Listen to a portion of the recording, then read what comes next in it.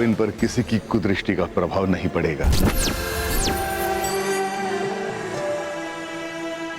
पितृवर, आपने कोई शुभ नाम सोचा है अपने नातियों के लिए? इनके नाम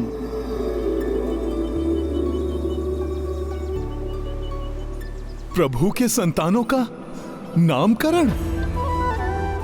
मैं क्यों नहीं हूं वहां? ये कैसे विवशता है? नहीं नहीं, अब नहीं रह सकता मैं यहां। हनुमान आपको वचन देता है कि ये हनुमान आपकी संतानों के समक्ष या आश्रम में या आपके कक्ष की ड्योढ़ी के भीतर कभी अपने सत्य स्वरूप में नहीं आएगा। मैंने माता सीता को वचन दिया है कि मैं आश्रम के भीतर प्रवेश नहीं करूंगा। अच्छा, तो वानर के लिए आश्रम में प्रवेश वर्जित है। यदि मैं आश्रम में प्रविष्ट हो गया तब ये वानर मेरा कुछ भी अहित नहीं कर सकता। सोच क्या रहे हैं पितृवर? नाना है आप इनके, धर्म निभाइए नाना का। कोई शुभ नाम रखकर आशीर्वाद दीजिए इन्हें। इन्होंने तो स्वयं ही अपने नाम चुन लिए हैं।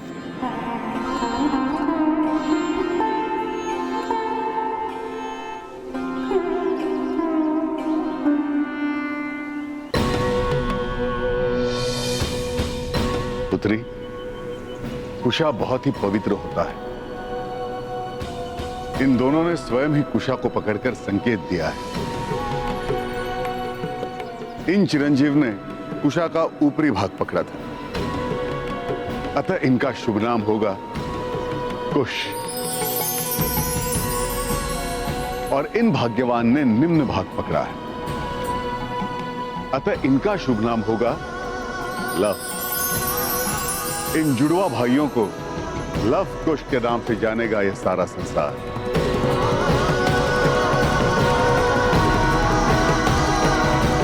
लव कुश,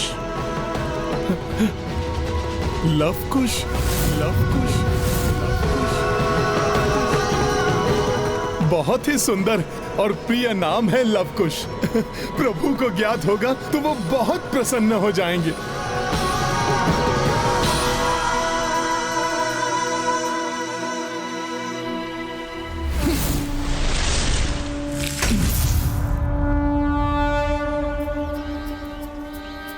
मैंने नाम तो सुन लिया, किंतु दर्शन अभी तक नहीं हो पाए हैं।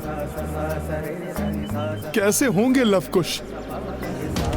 मन करता है दोनों को अपने हृदय से लगा लूं, जहां मेरे प्रभु श्री राम बसे हैं।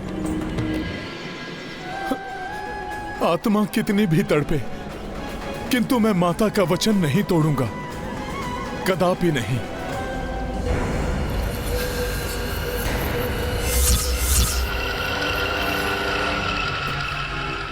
मेरी ये दशा हो रही है, यदि प्रभु को ज्ञात हुआ तो उनकी व्यथा, उनकी विवशता की तो कोई सीमा ही नहीं होगी। आज मेरा हृदय इतना व्याकुल क्यों हो रहा है? इतने मास बीत गए, किंतु आज एकाएक मुझे शिशुओं का आभास क्यों हो रहा है? अवश्य ही मेरी सीते मुझे बहुत अधिक स्मरण कर रही है। मेरी सीते की मुझे एक झलक मिल जाए बस। एक झलक ही मिल जाए लव कुश की तो हनुमान का हृदय शांत हो जाए। माता, अब आप ही मुझे लव कुश के दर्शन कराइए।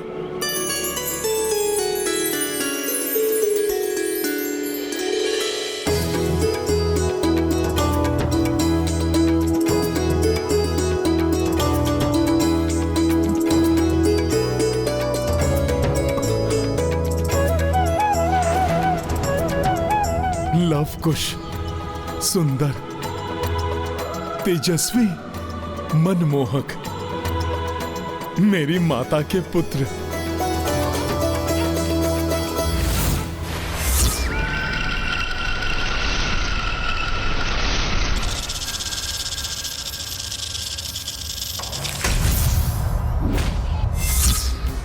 पुनः यह वानर आ गया मध्य में।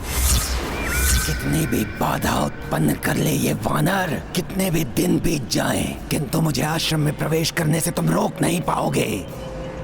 बस एक अवसर और बलि चढ़ जाएगी दोनों शिशुओं की इस शिशु भक्षी के हाथों।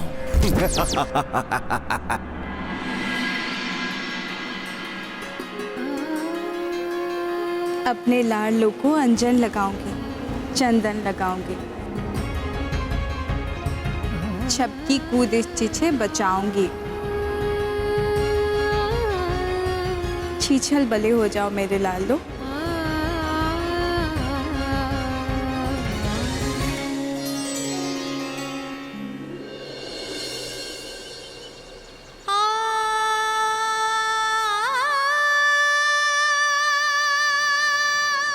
अभी तो माता उत्साहित थी, फिर माता अकस्मात ही दुखी क्यों हो गई?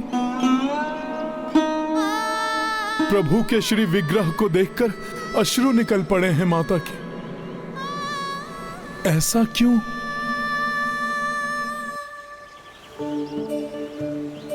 आज तो चैत्र नवमी।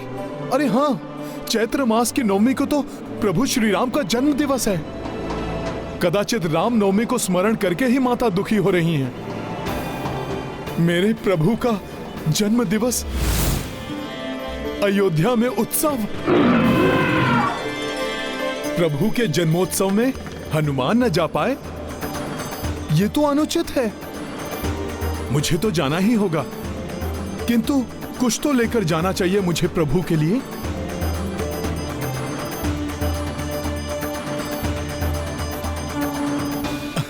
जय श्री राम। प्रणाम ऋषिवर। ऋषिवर, आज रामनवमी है, प्रभु का जन्म दिवस। आज मैं आपसे कुछ निवेदन करना चाहता हूं। हाँ हनुमान, बताइए क्या करना है।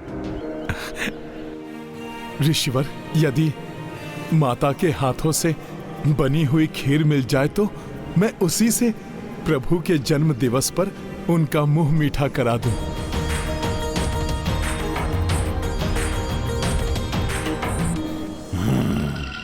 तो समय आ गया है। मुझे सतर्कता के साथ आश्रम के निकट ही रहना होगा। जैसे ही वानर जाएगा और मैं आश्रम में प्रविष्ट हो जाऊंगा।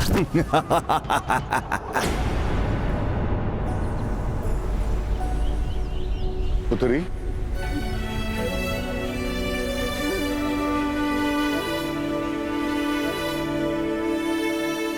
आज मेरा बहुत मन कर रहा है खीर खाने का, किंतु तुम्हारे हाथ की बनी हुई। बनाओगी ना अपने हाथों से खीर? अवश्य पितृवर, मैं अभी बना कर लाती हूँ।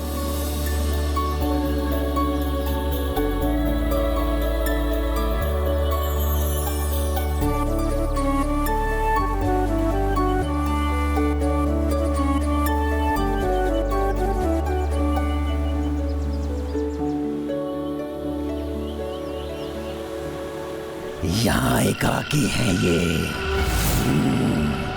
आज अवश्य ही इन दोनों कोमल शिशुओं को अपना आहार बनाऊंगा। प्रभु, आज अवश्य ही आपके दर्शन करूंगा।